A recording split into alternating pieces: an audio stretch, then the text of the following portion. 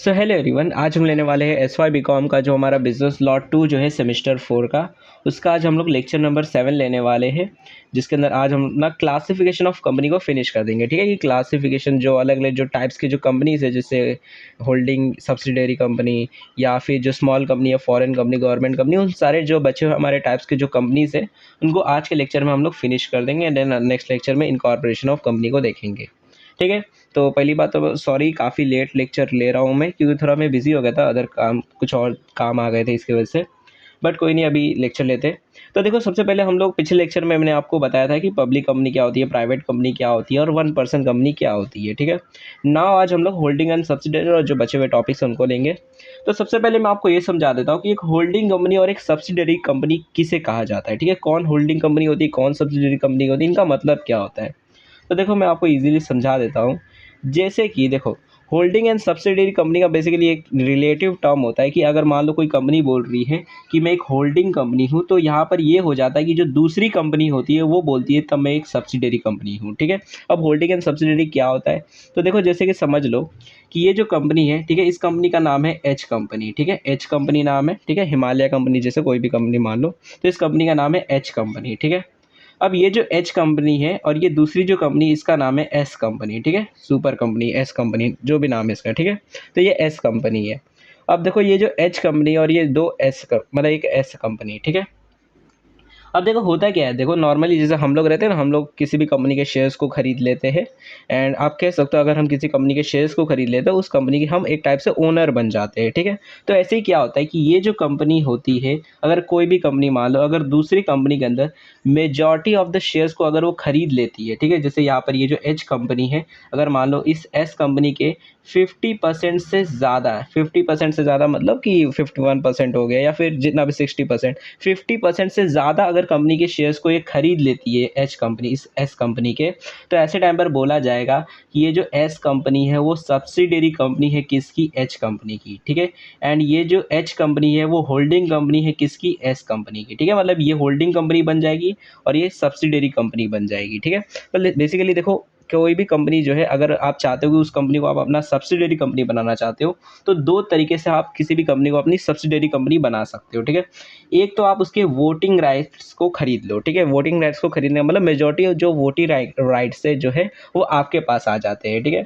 अब voting rights क्या होते हैं तो मैं आपको समझा देता हूँ। देखो, वोटिंग राइट्स का मतलब होता है कि जब आपके पास ज़्यादा मत देखो, एक जैसे आपको अच्छे से समझा दो, जैसे किसी कंपनी के अंदर मान लो कि 10 शेयर्स है। ठीक है, किसी कंपनी के अंदर 10 शेयर्स है, यानी उस कंपनी के अंदर 10 वोटिंग राइट्स है। ठीक है, यानी अगर कोई भी डिसीजन लिया जाएगा तो 10 जो शेयर्स रहेंगे उस पर शेयर के ऊपर एक वोट। ठीक है, मतलब 10 शेयर होल्डर है मान लो, तो 10 शेयर होल्डर्स जो है उसमें से जो मेजॉरिटी, अगर मान लो 6 ने किसी ने डिसीजन ले लिया तो वही डिसीजन ले लिया जाएगा। ठीक है, अब मान लो अगर ये जो कंपनी है उस कंपनी के 6 शेयर्स को इसने खरीद लिया। ठीक है, यानी 10 शेयर में से इसने 6 शेयर्स को खरीद लिया, यानी मेजॉरिटी शेयर्स को खरीद लिया, 50% से ज़्यादा शेयर्स को इसने खरीद लिया।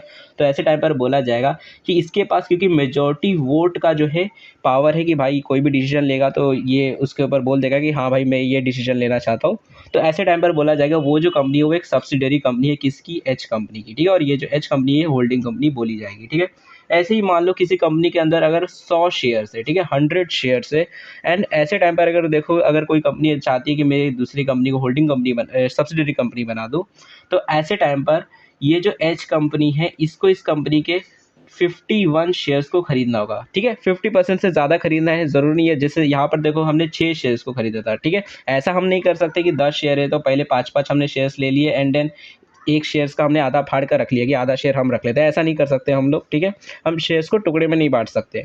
तो बेसिकली हम 10 शेयर्स रहेंगे तो हमें 6 शेयर्स लेने होंगे अगर हम सब्सिडरी कंपनी बनाना चाहते हैं। तो अगर मान लो 100 शेयर्स है कंपनी के, 100 हिस्सों में कंपनी को शेयर्स में बांटा गया है, तो ऐसे टाइम पर हमारे पास 51 शेयर्स होने चाहिए कंपनी के पास। ठीक है, हमारे पास अगर 51 शेयर्स हो जाते हैं उस कंपनी के, तो वो जो कंपनी है वो हमारी सब्सिडरी कंपनी बोली जाएगी। ठीक है, कि हमारी सब्सिडरी कंपनी है। ओके, ऐसे ही अगर मान लो कंपनी के अंदर अगर 1000 शेयर्स है, तो ऐसे टाइम पर आपको 501 शेयर्स को खरीदना होगा। ठीक है, मतलब बेसिकली आपको बस इतना देखना है कि 50% से अगर थोड़ा सा भी आप ज़्यादा शेयर्स को अगर खरीद लेते हो, देन आपके आपके पास वोटिंग पावर आ जाती है, कोई भी डिसीजन आप अपनी मन से ले सकते हो, कोई उसके ऊपर रोक टोक नहीं कर सकता, क्योंकि मेजॉरिटी पावर आपके पास है, मेजॉरिटी वोट आपके पास है, ठीक है।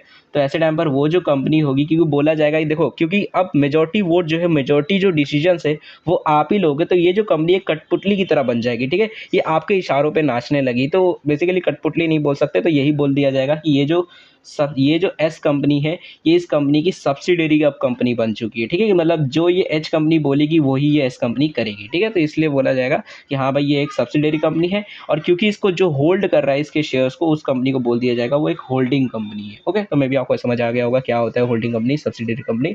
बेसिकली सिंपल सा कंसेप्ट है कि अगर कोई कंपनी जो है किसी दूसरी कंपनी के मेजॉरिटी ऑफ द शेयर्स जो है, यानी 50% से ज़्यादा अगर शेयर्स को खरीद लेते हैं, ठीक है। यहाँ पर 51% आप मत बोलना, क्योंकि देखो यहाँ पर अगर आप 10 शेयर्स के हिसाब से देखोगे तो यहाँ पर 60% शेयर्स आपको खरीदने पड़ रहे हैं। वहीं पे अगर 100 शेयर्स के हिसाब से देखोगे तो यहाँ पर 51% शेयर्स को आपको खरीदने पड़ेंगे।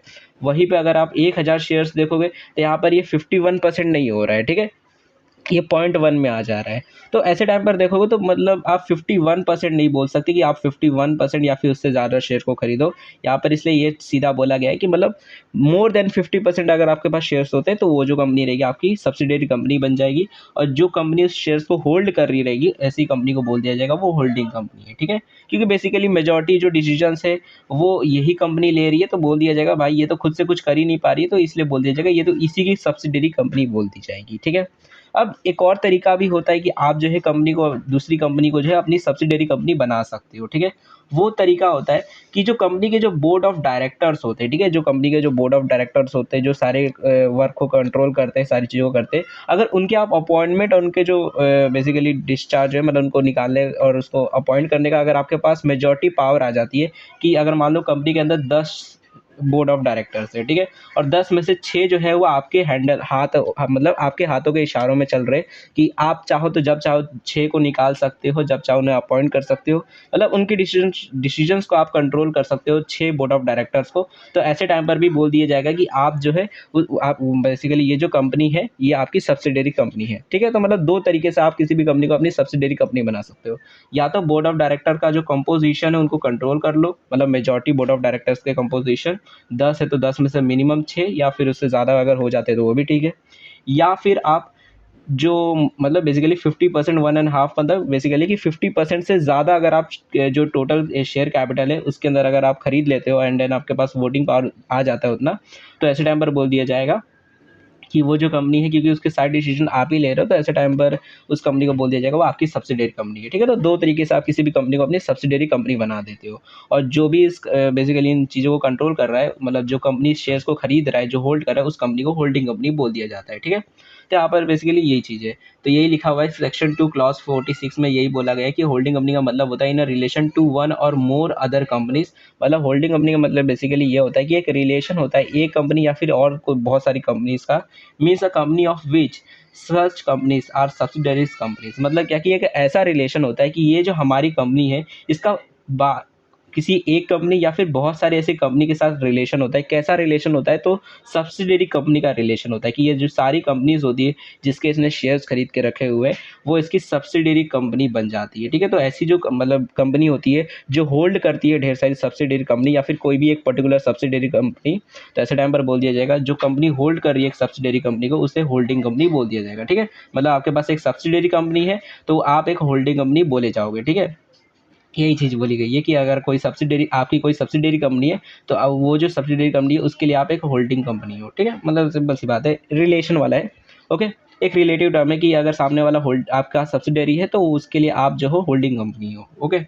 उसके बाद सब्सिडरी कंपनी का यहाँ पर क्या लिखा गया है, तो सेक्शन 2 क्लॉज 87 के अंदर बोला गया है कि सब्सिडरी कंपनी और सब्सिडरी इसका मतलब क्या होता है कि in relation to any other company, ठीक है। Any other company that is to say the holding company. Any other company का मतलब यहाँ पर ये बोला जा रहा है कि कोई भी, जैसे कि एनी अदर कंपनी मतलब अपनी ये जो होल्डिंग कंपनी है, ठीक है, एच कंपनी जो है, means a company in which the holding company, यानी क्या कि ये जो होल्डिंग कंपनी है एनी अदर कंपनी मतलब ये जो एच कंपनी है वो होल्ड करती है, इन मीन्स अ कंपनी इन विच मतलब कि बेसिकली ये जो कंपनी इसके अंदर होल्ड करती है, कंपनी क्या करती है। तो पहली बात तो अगर वो कंट्रोल करती है composition of board of director हो तो ऐसे टाइम पर बोल दिया जाएगा कि ये जो कंपनी ये सब्सिडरी कंपनी बन जाती है इस होल्डिंग कंपनी की, या फिर एक्सरसाइज और कंट्रोल करती है। देखो यहाँ पर और लिखा हुआ है, ठीक है। अगर एंड लिखा होता तो यहाँ पर आपको दोनों कंडीशंस को फुलफिल करना पड़ता, बट क्योंकि यहाँ पर और लिखा हुआ है तो और का मतलब होता है या तो ये करो या तो ये करो, ठीक है। दोनों में से कोई भी कंडीशन फुलफिल हो जाती है तो आपकी सब्सिडरी कंपनी बन जाएगी, ठीक है। तो वही बोला गया, या तो आप बोर्ड ऑफ डायरेक्टर्स के कंपोजिशन को कंट्रोल कर लो, या तो आप एक्सरसाइज और कंट्रोल करो more than 1/2 of the total share capital either as its own or together with one or more of its subsidiary company, ठीक है। अब इसका क्या मतलब होता है कि टुगेदर और more one of the subsidiary company, इसका क्या मतलब होता है तो मैं अभी आपको समझा देता हूँ। देखो इसका क्या मतलब होता है, ओके। तो देखो यहाँ पर मैं आपको इस एग्जांपल से समझाता हूँ। जैसे कि ये अपनी एच कंपनी है, ठीक है, ये अपनी एच कंपनी है, ओके। अब देखो ये जो अपनी कंपनी एच कंपनी जो है ये क्या चाहती है कि हमको जो है इस कंपनी के शेयर्स खरीदने, कंपनी सी के शेयर्स खरीदने, ठीक है। अब देखो होता क्या है, ये जो कंपनी सी है इसके अंदर जो है इसने इन्वेस्ट करके रखा हुआ है और इस कंपनी के इसने 30% शेयर्स को खरीद के रखा हुआ है, ठीक है। 30% जो शेयर्स है वो खरीद के रखा हुआ है इस कंपनी के, ठीक है। कौन खरीद के रखा हुआ है, तो कंपनी एच ने खरीद के रखा हुआ है, ठीक है। 30% शेयर्स को खरीद के रखा है, ठीक है। ऐसे ही देखो कंपनी एच जो है उसकी एक और सब्सिडरी कंपनी है जिसका नाम है कंपनी ए, ठीक है। कंपनी ए जो है उसने भी इस कंपनी के अंदर इन्वेस्ट करके रखा हुआ और उसके पास जो टोटल शेयर है इस कंपनी का वो है 21% शेयर्स, ठीक है। अब अगर आप दोनों को कंबाइन करोगे तो दिखेगा आपको कि यहाँ पर टोटल जो शेयर्स हो रहे हैं वो हो रहे हैं 51% शेयर्स हो रहे हैं, ठीक है। तो यहाँ पर वही बोला गया है कि अगर मान लो आपकी जो कंपनी है वो अकेले किसी कंपनी के अंदर या तो मेजॉरिटी ऑफ शेयर्स को होल्ड करे या फिर एक सब्सिडरी के साथ मिलकर अगर मेजॉरिटी ऑफ शेयर्स को अगर होल्ड करती है, तब भी वो जो कंपनी सी जो है वो बोली जाएगी, वो आपकी एक सब्सिडरी कंपनी बन जाएगी, ठीक है। मतलब क्या कि आपने 30% मिलाया, आपका जो एक सब्सिडरी था उसने 21% मिलाया, एंड देन वो जो कंपनी सी जो है बोली जाएगी वो आपकी एक सब्सिडरी कंपनी है, ठीक है। ऐसे ही अगर मान लो एक और कंपनी आ जाती है, ठीक है, मान लो आपकी ये जो कंपनी है, ठीक है, आपकी एच कंपनी है, आपके पास एक सब्सिडरी कंपनी है कंपनी ए, और उस कंपनी ए की एक और सब्सिडरी है जो है कंपनी बी, ठीक है। मतलब बेसिकली ऐसा है कि आपकी कंपनी जो है उसकी एक सब्सिडरी ए है और उस ए कंपनी की जो सब्सिडरी है वो बी है, ठीक है। मतलब इस कंपनी ने इसके अंदर 51% से ज़्यादा शेयर्स को होल्ड करके रखा है, मतलब सॉरी 51 नहीं 50% से ज़्यादा शेयर्स को होल्ड करके रखा हुआ है, ठीक है। तो ये इसकी सब्सिडरी है एंड बेसिकली आप जो ये और ये जो कंपनी है वो आपकी सब्सिडरी है, ठीक है। अब देखो यहाँ पर मतलब बेसिकली लेयर्स बन जा रहे हैं, सब्सिडरी कंपनी की सब्सिडरी, ऐसे लेयर्स बन जा रहे हैं। अब देखो अगर मान लो आपकी जो कंपनी है वो इस कंपनी सी के अंदर मान लो अब क्या मतलब सिचुएशन है कि आप जो है सिर्फ 20% शेयर्स को ही आपने होल्ड करके रखा हुआ है इस कंपनी के अंदर, ठीक है। मतलब सिर्फ 20% शेयर्स ही आपके पास है इस कंपनी के, बट आपकी ये जो कंपनी ए जो है, आपकी जो सब्सिडरी कंपनी ए जो है उसने 20% शेयर्स को होल्ड करके रखा हुआ है कंपनी सी के, ठीक है। एंड ये जो मतलब बेसिकली जो ये बी कंपनी जो है, यानी आपकी जो सब्सिडरी कंपनी की जो सब्सिडरी कंपनी है, वो जो कंपनी बी जो है उसने इस कंपनी के 11% शेयर्स को होल्ड करके रखा हुआ है, ठीक है। मतलब टोटल अगर आप देखोगे तो आपके पास जो टोटल शेयर्स हो रहे हैं वो हो रहे हैं 51% शेयर्स वापस से हो जा रहे हैं। मतलब जरूरी नहीं इतना ही हो, मतलब इससे ज़्यादा भी आप चाहो तो रख सकते हो। तो एग्जाम्पल है खाली। तो यहाँ पर अगर आप देखोगे तो आपकी कंपनी ने 20% होल्ड करके रखा हुआ है, आपकी जो सब्सिडरी कंपनी ए जो है उसने 20% होल्ड करके रखा हुआ है, और आपकी सब्सिडरी की जो सब्सिडरी कंपनी है उसने 11% होल्ड करके रखा हुआ है। तो क्या ऐसे टाइम पर बोला जाएगा कि ये जो कंपनी सी है क्या ये आपकी एक होल्डिंग कंपनी बोली जाएगी या फिर नहीं बोली जाएगी, ठीक है। तो देखो यहाँ पर सिंपल सी बात है, यहाँ पर इस कंपनी को बोला जाएगा, कंपनी सी जो है बोली जाएगी कि हाँ ये जो कंपनी है वो एक सब्सिडरी कंपनी है किसकी, कंपनी एच की, ठीक है। और ये जो कंपनी एच है ये होल्डिंग कंपनी है किसका, कंपनी सी का, ठीक है। यहाँ पर आपको एक चीज़ बता दूं कि देखो अगर कोई सब्सिडरी कंपनी होती है, ठीक है, कोई भी सब्सिडरी कंपनी है और उसकी अगर दूसरी कोई सब्सिडरी कंपनी है, ठीक है, तो ये जो कंपनी बी जो है ये तो बेसिकली देखोगे तो यहाँ पर ये एक ही सब्सिडरी कंपनी है, but as a same time ये जो बी कंपनी है जो है ये भी बोलेगा कि ये मेरी जो है कंपनी एच जो है वो भी मेरी मतलब बेसिकली होल्डिंग कंपनी है, ठीक है। बेसिकली यहाँ पर ये बोला जा रहा है, मतलब सिंपल सी बात ये है कि अगर कोई होल्डिंग कंपनी है उसकी कोई सब्सिडरी है, ठीक है, और उस सब्सिडरी का भी कोई दूसरा सब्सिडरी कंपनी है, तो होल्डिंग कंपनी जो है उन दोनों की अपनी सब्सिडरीज बोलेगा कि हाँ ये दोनों जो कंपनी है वो मेरी सब्सिडरी बोल देगा, ठीक है। और ऐसे टाइम पर अगर ये जो अलग अलग लेयर्स के मिलाकर अगर किसी कंपनी के अंदर इन लोग इन्वेस्ट करते हैं, तो वो जो कंपनी है अगर उसके अंदर वो मोर देन 50% से ज़्यादा शेयर्स को खरीद लेते या फिर बोर्ड ऑफ डायरेक्टर्स को कंट्रोल कर लेते, तो ऐसे टाइम पर जो है ये जो कंपनी सी है वो भी इसकी सब्सिडियरी कंपनी बन जाएगी, ठीक है। बट अगर गवर्नमेंट, ठीक है, अगर मान लो गवर्नमेंट जो है कहीं पे प्रिस्क्राइब करता है, कहीं पे स्पेशली मतलब स्पेसिफिकली बताता है कि आप जो है पर्टिकुलरली इतने लेयर तक ही किसी कंपनी के शेयर्स को होल्ड करके बेसिकली उसको अपनी सब्सिडियरी कंपनी बना सकते हो। जैसे अगर मान लो गवर्नमेंट बोलता है कि सिर्फ आप जो है सिर्फ एक लेयर तक ही, यानी एक ही लेयर तक आप शेयर्स को बेसिकली होल्ड कर सकते हो, अगर उसके आगे आपकी कोई सब्सिडियरी की सब्सिडियरी जो है वो होल्ड करती है तो वो आपकी सब्सिडियरी कंपनी बेसिकली मतलब वो नहीं, उसकी जो शेयर्स है वो नहीं काउंट किए जाएंगे, ठीक है। तो ऐसे टाइम पर जो है अगर कहीं पे प्रिस्क्राइब होता है कि हाँ भाई इतने लेयर तक ही आप लिमिट है, उसके अगर आपके जो आगे के जो सब्सिडियरी कंपनी अगर वो होल्ड करती है तो वो नहीं चलेगा, ठीक है। तो अगर प्रिस्क्राइब होता है तब उतने लेयर तक ही आप शेयर्स को होल्ड करके वहाँ तक ही, अगर तब अगर हो जाता है 50% से ज़्यादा तब आप बोल सकते हो उस कंपनी को सब्सिडियरी। बट अगर प्रिस्क्राइब किया, जैसे मान लो गवर्नमेंट बोलती है कि नहीं सिर्फ एक ही लेयर तक आप बस रख सकते हो, ठीक है, तो ऐसे टाइम पर ये जो 11% इसने शेयर होल्ड करके रखे हुए तो इसको हम काउंट नहीं करेंगे। एंड देन यहाँ पर देखो सिर्फ 40% हो रहे हैं शेयर्स टोटल, तो यहाँ पर हम क्योंकि 50% से ज़्यादा होल्ड नहीं कर रहे तो ऐसे टाइम पर ये जो कंपनी सी है वो हमारी सब्सिडियरी कंपनी नहीं कहलाएगी, ठीक है। तो यहाँ पर यही चीज़ बोली गई थी, पीछे यही बोला गया था कि exercise or control more than half of the total share capital either as its own, मतलब खुद से या तो ये कंपनी खुद ही मतलब मेजॉरिटी ऑफ द शेयर्स को खरीद ले, या फिर टुगेदर विद वन, मतलब किसी एक अपनी सब्सिडरीज के साथ मिलकर या तो ये 50% से ज़्यादा शेयर्स को खरीद ले, या फिर उससे ज़्यादा जो सब्सिडरी कंपनीज मतलब और भी 3-4 अगर इसके पास है सब्सिडरी कंपनीज तो उन सबको मिलाकर ये इस कंपनी के मेजॉरिटी ऑफ द शेयर्स को खरीद ले तो भी वो जो कंपनी है इसकी सब्सिडरी कंपनी कहलाएगी, ठीक है। अब देखो यहाँ पर आगे लिखा है कि provided that such class or classes of holding companies as may be prescribed shall not have layer of subsidiary beyond such number as may be prescribed। यानी क्या कि अगर मान लो कहीं पे प्रिस्क्राइब कर दिया जाता है, गवर्नमेंट बोलती है कि नहीं आप बस इतने लेयर तक ही, मतलब एक पर्टिकुलर लेयर तक ही आप जो है अपने सब्सिडरीज को जो है बेसिकली होल्ड करवा सकते हो और देन आपकी वो दूसरी कंपनी जो है सब्सिडरी बनेगी। तो अगर वो लेयर कहीं पे प्रिस्क्राइब होता है तो वहाँ तक ही आप फिर जा सकते हो, अगर उसके आगे आपकी कोई लेयर बनती है तो उसके शेयर्स को हम काउंट नहीं करेंगे, मतलब यही बोला गया है, ठीक है। अब देखो इसको explanation for the purpose of this clause, इसको और अच्छे से समझाने के लिए यहाँ पर आगे चीज़ें बताई गई है कि a company shall be deemed to be a subsidiary company of the holding company even if the control refer to in sub clause 1। यानी अपना ये बेसिकली यहाँ पर सब क्लॉज 1 क्या है, तो देखो यहाँ पर अभी हमने ये दो जो पॉइंट देखे तो ये सब क्लॉज 1 है, ठीक है। अब ना देखो ये सेक्शन 2 क्लॉज 46 जो है उसका जो ये सब क्लॉज है, ठीक है, मतलब बेसिकली सॉरी मैंने क्या बोल दिया, सेक्शन 2 और क्लॉज 87 जो है उसका ये सब क्लॉज 1 सब क्लॉज 2 है, ठीक है।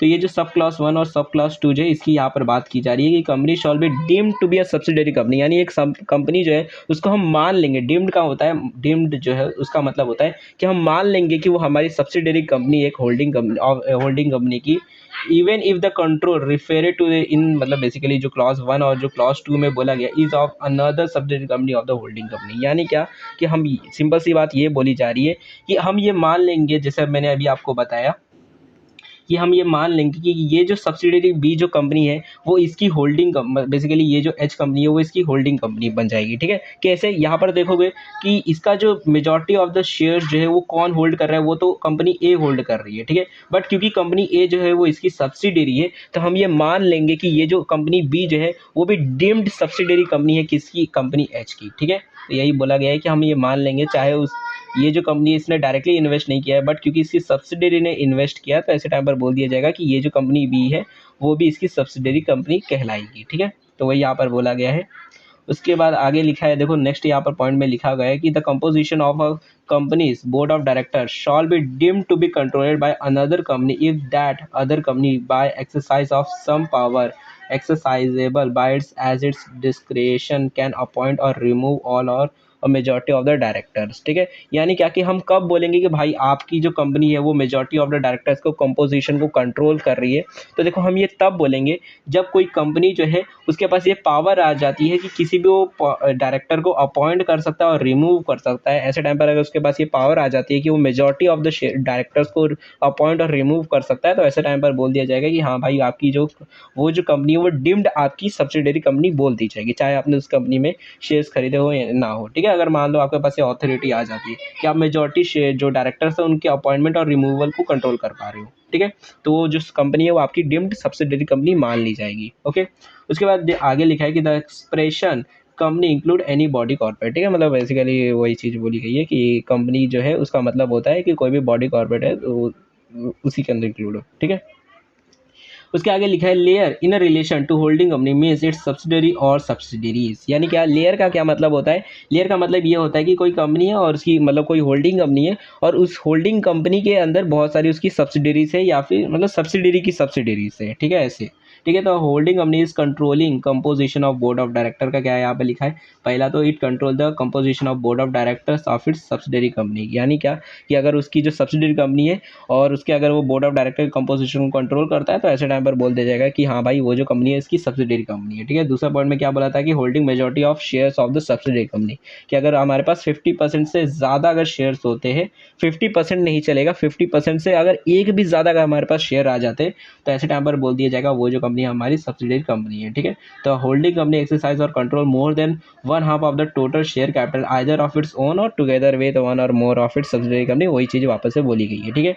यहाँ पे एग्जांपल दिया गया in above example company C and D also become subsidiary of company A along with the company B which is subsidiary of company A, ठीक है। क्या बोला गया है? तो देखो कंपनी ए जो है वो होल्डिंग कंपनी है, ठीक है। अब इसने क्या किया था? इसने कंपनी बी के अंदर जो है इन्वेस्ट किया था, ठीक है। तो कंपनी बी के अंदर इन्वेस्ट किया था तो ऐसे टाइम पर बोल दिया जाएगा हाँ क्योंकि इसके पास majority of the share hold मतलब शेयर है 50% से ज़्यादा है, तो ऐसे टाइम पर बोल देंगे कि हाँ भाई ये जो कंपनी बी जो है वो सब्सिडरी है किसकी? ए की, ठीक है। अब ऐसे टाइम पर देखो होता क्या है, ये जो कंपनी बी है इसने एक दूसरी कंपनी के अंदर इन्वेस्ट करके रखा हुआ था, कंपनी सी के अंदर मेजॉरिटी शेयर्स को रखा था, तो ऐसे टाइम पर बोल दिया जाएगा हाँ भाई ये जो सब्सिडरी ये जो कंपनी सी है वो किसकी सब्सिडरी बन जाएगी? वो तो सब्सिडरी बन जाएगी कंपनी बी की, ठीक है। और ये जो कंपनी सी थी इसने एक दूसरी कंपनी के अंदर इन्वेस्ट करके रखा हुआ था, मेजॉरिटी शेयर्स को होल्ड करके रखा था जिसका नाम था कंपनी डी, और वो जो कंपनी डी है वो किसकी सब्सिडरी बन जाएगी? तो वो बन जाएगी कंपनी सी की सब्सिडरी, ठीक है। तो यहाँ पर ऐसा है। अब यहाँ पर देखो यहाँ पर ये बोला जा रहा है कि ये जो कंपनी डी जो है वो किसकी सब्सिडरी है? वो तो कंपनी सी की सब्सिडरी है क्योंकि उसने होल्ड करके रखा है। बट यहाँ पर यही बोला जा रहा है कि हम ये मान लेंगे, हम ये डिम्ड मान लेंगे कि क्योंकि हमारी सब्सिडरी की ये सब्सिडरी है तो ऐसे टाइम पर ये कंपनी बी की भी सब्सिडरी बन जाएंगी एंड कंपनी सी की भी सब्सिडरी बन जाएगी। कौन सी कंपनी? कंपनी डी, ठीक है। ऐसी ही जो कंपनी सी है वो कंपनी ए की भी सब्सिडरी है और कंपनी बी की भी सब्सिडरी है और कंपनी बी तो है ही कंपनी ए की सब्सिडरी, ठीक है। तो यही बोला गया है कि अगर आपकी जो सब्सिडरी है उसकी कोई सब्सिडरी है तो वो होल्डिंग कंपनी की वो भी सब्सिडरी बन जाएगी, ठीक है। उसके आगे देखो अब नेक्स्ट अब जो पॉइंट्स है उनको देख लेते हैं।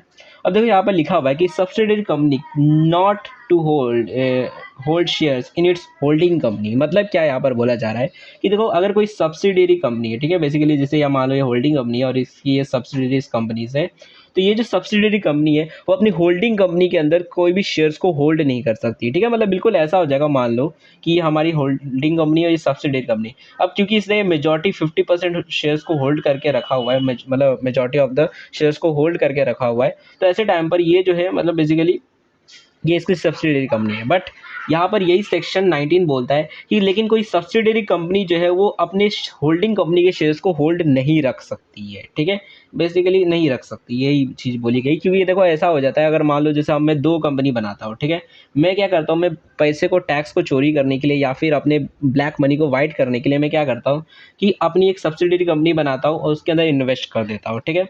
एंड देन उसी सेम जो कंपनी है वो मेरे अंदर रिटर्न इन्वेस्ट कर देती है, तो ऐसे टाइम पर देखो तो हम पैसे की ट्रांसफ़र कर रहे हैं बस, मतलब मैंने एक जेब से पैसा निकाला और वापस से दूसरे जेब में डाल दिया, ठीक है। तो ये मतलब बेसिकली एक टाइप से सही नहीं होगा, तो इसलिए यहाँ पर बेसिकली ये सेक्शन 19 यही कहता है कि आप जो आपकी जो सब्सिडरी कंपनी है वो अपनी होल्डिंग कंपनी के अंदर इन्वेस्ट नहीं कर सकती है, ठीक है। तो वही चीज़ें यहाँ पर लिखी गई है इसके फर्स्ट क्लॉज के अंदर, मतलब सब क्लॉज के अंदर कि no company shall either by itself or through its nominees hold any share in its holding company and no holding company shall allot or transfer its shares to any of its subsidiary company and in such of allotment or transfer of shares of a company to subsidiary company shall be void, ठीक है। यानी कि यहाँ पर ये बोला गया है कि कोई भी होल्डिंग कंपनी जो है वो अपने मतलब बेसिकली सब्सिडरीज कंपनी को जो है अपने शेयर्स को अलॉट नहीं करेगी, चाहे उसके नॉमिनीज हो या फिर किसी भी प्रकार से होल्डिंग कंपनी मतलब सब्सिडरी कंपनी के पास जो है वो होल्डिंग कंपनी के शेयर्स नहीं आने चाहिए, ठीक है। अगर वो आते हैं तो उस एग्रीमेंट को वॉइड बोला जाएगा कि भाई तुम्हारा जो कॉन्ट्रैक्ट है वो वॉइड है, ठीक है। तो बेसिकली आप मतलब कोई भी सब्सिडरी कंपनी जो है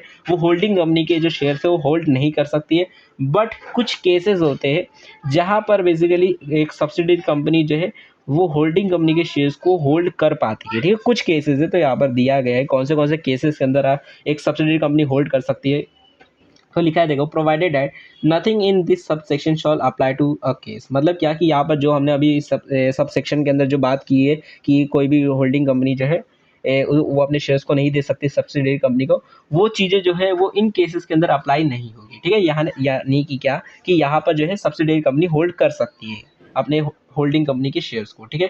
तो क्या चीज़ें हैं तो देखते हैं। सबसे पहले देखो, where the subsidiary company hold such share as the legal representative of a deceased member of the holding company, ठीक है। अब इसका क्या मतलब होता है, तो देखो जैसे कि मान लो एक दादाजी थे, ठीक है। ये एक दादाजी थे, काफ़ी बूढ़े हो चुके थे, ठीक है। तो ये दादाजी थे, ठीक है। अब होता क्या है, देखो दादाजी का जो है घर मतलब बेसिकली कोई भी रिश्तेदार नहीं है, उनके आगे पीछे कोई है नहीं, सारी चीज़ें मतलब उनके मतलब पहचान में कोई नहीं है उनके देखभाल करने वाला, ठीक है। वो सारी चीज़ें वो अकेले ही करते हैं। उनका ना नाती पोता, उनकी ना बेटा बच्ची, कुछ नहीं है उनके पास, ठीक है। मतलब उनके पास कोई भी फैमिली नहीं है, वो अकेले ही रहते हैं। एंड उनके पास एक बिजनेस है, ठीक है। उनका एक कंपनी है, ठीक है। उनकी कंपनी जो है एक उनके पास एक कंपनी है, ठीक है। अब होता क्या है, देखो ये जो मतलब बेसिकली जब ये अब इनकी जो लास्ट टाइम आ रही रहती है, मतलब बेसिकली लास्ट टाइम का मतलब क्या है कि मतलब अब उनकी डेथ होने वाली है, कुछ क्षण बचे हुए उनके मतलब कुछ महीने बचे हुए उनके डेथ के लेकर डॉक्टर ने बोल दिया भाई अब बस कुछ ही दिन के आप मेहमान बने हुए हो एंड देन आप जो है चले जाओगे, ठीक है। तो ऐसे टाइम पर अब ये जो दादाजी रहते हैं वो सोचते हैं एक काम करता हूँ मैं, अब क्योंकि मेरे आगे पीछे तो है नहीं कोई कि मेरे प्रॉपर्टी को जो संभालेगा, मेरे सारी चीज़ों को आगे लेके जाएगा। तो ऐसे टाइम पे एक काम करता हूँ मैं, अपनी सारी जो प्रॉपर्टी है, जितने भी मेरे पास असेट्स है, सारी जितनी भी मेरे पास प्रॉपर्टी है, वो मैं काम करता हूँ मैं अपनी कंपनी के नाम कर देता हूँ, ठीक है। मतलब मेरी कंपनी जो है वो होल्ड कर देगी सारी मेरी जितनी भी प्रॉपर्टी है एंड देन मेरी कंपनी जो है वो आगे चलती रहेगी मेरे मरने के बाद भी, ठीक है। तो यहाँ पर ये जो है मतलब क्यों इसके आगे पीछे इसका कोई भी देखभाल करने के लिए नहीं है या फिर कोई भी नहीं है जिसको ये होल्ड अपनी प्रॉपर्टी दे सके, तो वो अपनी कंपनी के नाम पे सारी चीज़ें को ट्रांसफ़र कर देता है, ठीक है। और ये कौन रहता है, तो ये कंपनी का बेसिकली ये जो कंपनी है इसकी एक खुद की कंपनी होती है, ठीक है। इसकी ये कंपनी होती है और ये अपनी कंपनी को ट्रांसफ़र कर देता है सारी चीज़ों को, ठीक है। एंड उसके बाद कुछ दिन बाद इसकी डेथ हो जाती है, जिसके बाद सारी चीज़ें जो सारी प्रॉपर्टी जो रहती है वो इस कंपनी के पास आ जाती है, ठीक है। अब होता क्या है, देखो जब कंपनी जो है जब चेक करती है कि मतलब दादाजी के पास कौन से प्रॉपर्टी थी, तो उनको पता चलता है कि देखो ये जो कंपनी है, ठीक है, इस कंपनी का नाम क्या है, कंपनी का नाम है कंपनी एस, ठीक है। अब ये जो कंपनी एस है इसको पता चलता है कि दादाजी के पास जितने भी असेट्स थे, जितनी भी इनके पास प्रॉपर्टी थी, उसमें इससे इन्होंने कुछ सिक्योरिटीज़ खरीद के रखी हुई थी, ठीक है। मतलब कुछ कंपनी के शेयर्स खरीद के रखे हुए थे ऐसे पर्सनली, एंड क्योंकि अब वो हमारे नाम पे हो चुकी है तो वो अब हमारे शेयर्स हो गए, हमारी कंपनी के शेयर्स हो चुके हैं। तो ऐसे टाइम पर देखो अब होता क्या है, इनको पता चलता है, कंपनी एस को पता चलता है कि हमारी जो होल्डिंग कंपनी है, ठीक है, हमारी जो एच कंपनी है, उसके भी कुछ शेयर्स दादाजी ने खरीद के रखे हुए थे वो अपने नाम पे, बट क्योंकि अब वो कंपनी के नाम पे हो चुके हैं, तो ऐसे टाइम पर देखोगे तो जो कंपनी जो सब्सिडरी कंपनी जो है, इस होल्डिंग कंपनी की जो सब्सिडरी कंपनी है, उसने गलती से मतलब कह सकते हो किसी भी प्रकार से इस एच कंपनी के शेयर्स उसके पास अब आ चुके हैं, ठीक है। अब ये होल्ड करता है उस कंपनी के शेयर्स को, ठीक है। तो यहाँ पर देखो क्या बोल देगा एच कंपनी, क्या बोलेगा उसको कि भाई तेरे पास कैसे मेरे शेयर्स आए, जल्दी मेरे को दे वापस, ठीक है। ऐसा नहीं बोल सकता है, ठीक है। क्यों, क्योंकि इसके पास जो शेयर्स आए हैं वो किसी डिसीजेड मेंबर यानी कोई इसके पास जो मेंबर था उसका ये लीगल रिप्रेजेंटेटिव बनकर आया है कि हाँ भाई अब उसके बाद हमारा जो है वो हक बनता है इस प्रॉपर्टी इस शेयर्स के ऊपर, ठीक है। तो इसी को बोला जा रहा है कि अगर मान लो कोई पर्सन है और वो मतलब बेसिकली या तो उसकी डेथ हो जाती है, वह मतलब ऐसे पागल हो जाता है, जो अब बिजनेस नहीं कर सकता, वो सारी चीज़ों को ट्रांसफ़र कर देता है अपनी कंपनी के नाम पर, तो ऐसे टाइम पर वो जो कंपनी है उसकी वो एक लीगल रिप्रेजेंटेटिव की तरह एक्ट करेगी एंड उस कंपनी के शेयर्स को होल्ड कर लेगी, ठीक है। और ऐसे टाइम पर देखोगे तो वो अपनी होल्डिंग कंपनी की ही शेयर्स को मतलब होल्ड कर पाएगी, ठीक है। तो ये पहला केस हो जाता है जहाँ पर एक कंपनी जो है, एक सब्सिडरी कंपनी जो है वो होल्ड कर सकते हैं अपने होल्डिंग कंपनी के शेयर्स को, ठीक है। अब देखो एक चीज़ मैं आपको क्लियर कर दूं पहले, तो देखो एक बात बता दूं कि यहाँ पर देखो होल्डिंग कंपनी और सब्सिडरी कंपनी क्या है। अब जैसे मान लो आप हो, ठीक है, आप जो हो, आपने क्या किया, आपके पास बहुत पैसा है, ठीक है, आपने क्या किया, आपके पास तो बहुत पैसा है, आप पैसे वाले आदमी हो, आपने सोचा एक काम करता हूँ, रिलायंस कंपनी जो है उसको मैं अपनी सब्सिडरी कंपनी बना लेता हूँ, ठीक है। आप क्या करते हो, आप रिलायंस कंपनी के 50% से मेजॉर मतलब 50% से ज़्यादा शेयर्स है वो खरीद लेते हो, ठीक है। अब बताओ क्या ये जो कंपनी है वो आपकी एक सब्सिडरी कंपनी बन चुकी है, ठीक है। अब इसका आंसर क्या है बताओ, ठीक है, सोचो ज़रा, ठीक है। देखो इसका जो जवाब है वो नहीं, ठीक है। ये जो रिलायंस कंपनी है वो आपकी सब्सिडरी कंपनी नहीं बनेगी, ठीक है। क्यों नहीं बनेगी? क्योंकि देखो बेसिकली सब्सिडरी जो है वो कंपनी दूसरी कंपनी की ही सब्सिडरी बन सकती है, किसी पर्सन की सब्सिडरी नहीं बनती है। जैसे अगर मैंने अगर मान लो कोई कंपनी अगर मेरी होती है और मैं अपनी कंपनी के नाम से अगर मान लो इस कंपनी के शेयर्स को खरीदता, तब वो मेरी सब्सिडरी कंपनी बन जाती है, ठीक है। मतलब मेरी कंपनी जो है वो होल्डिंग कंपनी बन जाती है और वो सब्सिडरी कंपनी बन जाती है। बट क्योंकि मैं पर्सनली एक एज अ इंडिविजुअल मैं जा रहा हूँ उस कंपनी के शेयर्स को खरीद रहा हूँ, तो वो मेरी खुद की सब्सिडरी कंपनी नहीं बनेगी, वो मेरी कंपनी की सब्सिडरी बन सकती है, ठीक है। तो यही चीज़ मैं आपको पहले ही बता रहा हूँ।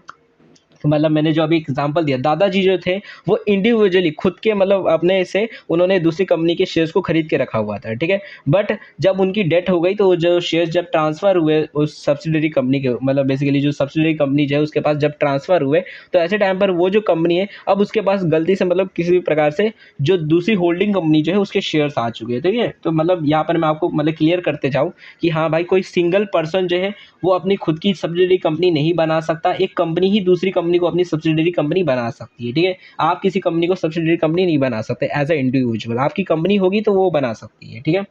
तो वो चीज़ है, ठीक है। तो ये पहला केस हो गया कि अगर मान लो कोई डिसीजेड मेंबर है जिसकी डेथ हो गई या फिर ऐसा कुछ हो गया, तो ऐसे टाइम पर ये जो कंपनी जो सब्सिडरी कंपनी होगी वो उसकी लीगल रिप्रेजेंटेटिव बनकर उस होल्डिंग कंपनी के शेयर्स को होल्ड कर सकती है, ठीक है। दूसरा केस होता है where the subsidiary company hold such share as a trustee, ठीक है। ट्रस्टी की तरह अगर एक्ट करती है एक सब्सिडरी कंपनी तो भी उस कंपनी के शेयर्स को होल्ड कर सकती है। ट्रस्टी क्या होता है?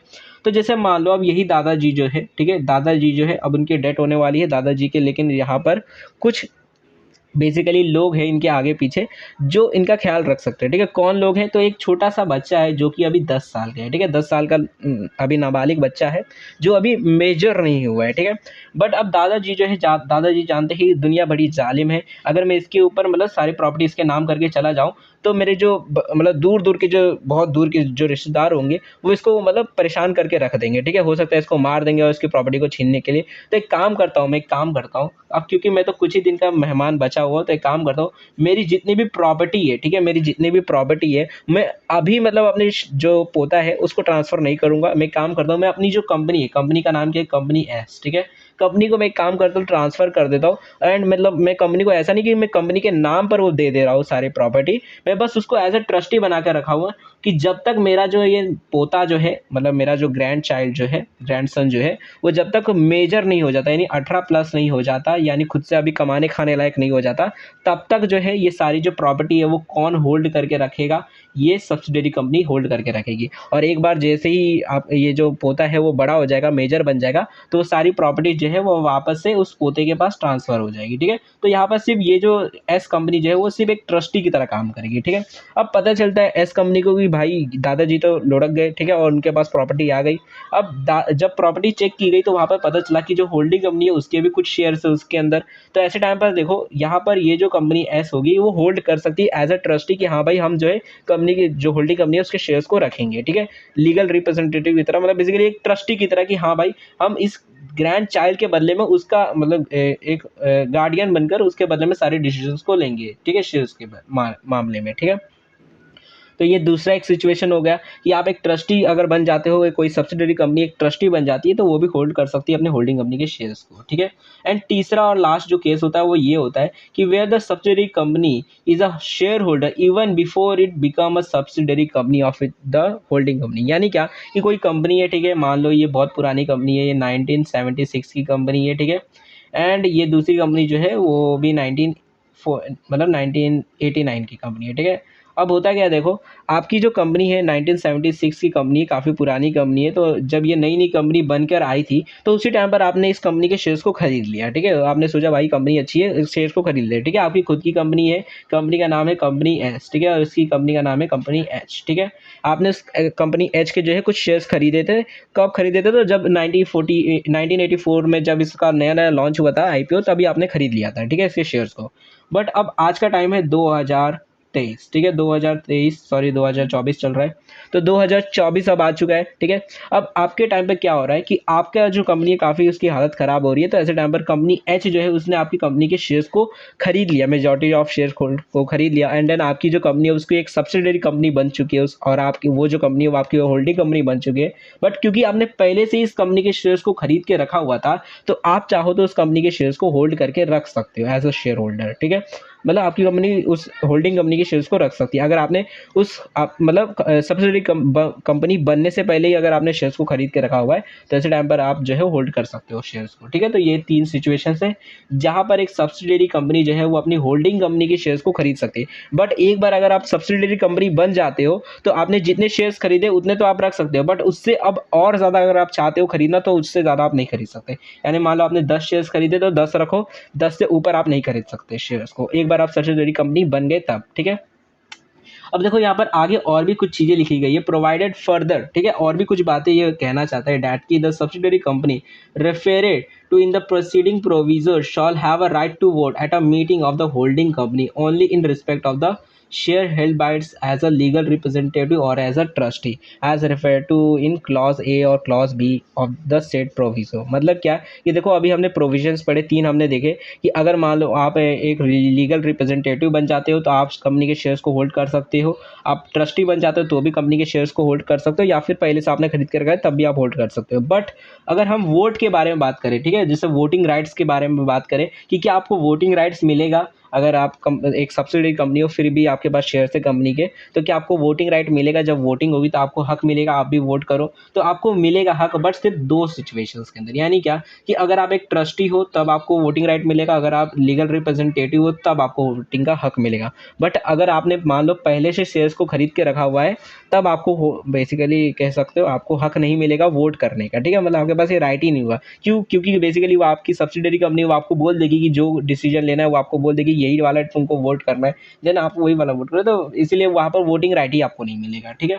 उसके बाद देखो यहाँ पर अब जो दूसरा क्लॉज है, जो दूसरा सब क्लॉज है वो क्या कहता है, अब यहाँ पर देखो तो ये कहता है क्या है, the reference in this section and in this section मतलब जो अपना सेक्शन 19 है वो क्या कहता है कि to the share of a holding company which is a company limited by guarantee or an unlimited company not having a share capital shall be constructed as a reference to the interest of its member whatever be the form of interest। मतलब क्या यहाँ पर बोला जा रहा है, जैसे कि अभी मैंने आपको बताया कि देखो कंपनी के अंदर अगर मान लो आप बेसिकली अगर आप किसी भी कंपनी के शेयर्स को खरीदते हो एंड देन आप बेसिकली किसी को अपनी सब्सिडी कंपनी या फिर होल्डिंग कंपनी बनाओगे, ठीक है, तो मेजॉरिटी आप शेयर्स को खरीदते हो, ठीक है, मेजॉरिटी आप शेयर्स को खरीदोगे, 50% से ज़्यादा शेयर्स को खरीदो तब जाकर वो कंपनी पर्टिकुलरली आपकी सब्सिडी बनेगा एंड आप जो है एक होल्डिंग कंपनी बन पाओगे, ओके।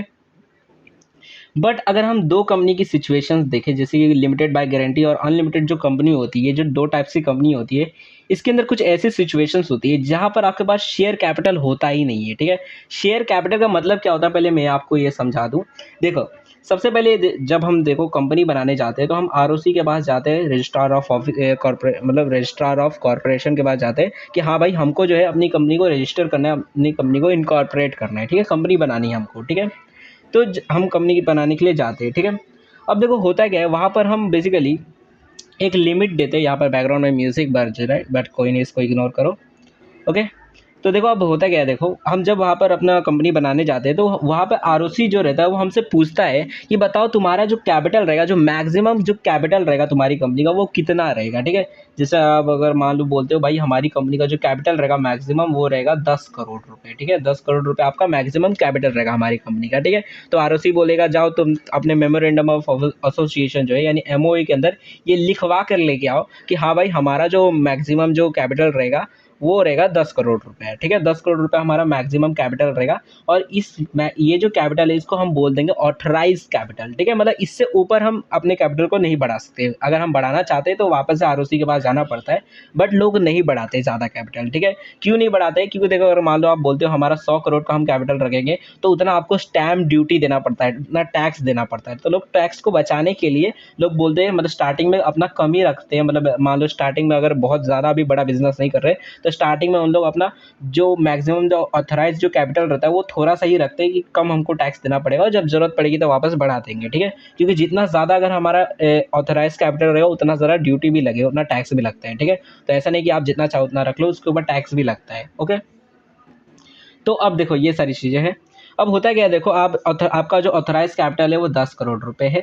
बट अब होता क्या है, आपका जो बिज़नेस है, ठीक है? आप जो बिज़नेस कर रहे हो, आपकी जो आपने कंपनी खोली हुई है, आप नहीं चाहते हो कि आप जो है पब्लिक को इन्वॉल्व करो कि हाँ भाई, जनरल जो लोग हैं वो हमारी कंपनी के शेयर्स को खरीदें, ठीक है? जैसे अगर मान लो आपकी कोई कंपनी आप खोलते हो, आप एक ट्यूशन खोलते हो मान लो, ठीक है? ट्यूशन खोलते हो, आप नहीं चाहते हो कि जो आम जनता जो है, मैंगो पीपल जो है, नॉर्मल जनता जो है, वो आपके जो ट्यूशन जो है उसके अंदर बोले कि हम भी ओनर बनना चाहते हैं, हम भी ओनर बनना चाहते हैं। आप नहीं चाहते हो, आप चाहते हो भाई हम 3 दोस्त हैं, बस हम तीनों ही इस कंपनी के शेयर होल्डर्स बेसिकली बन के रहना चाहते हैं, ठीक है? इस ट्यूशन के।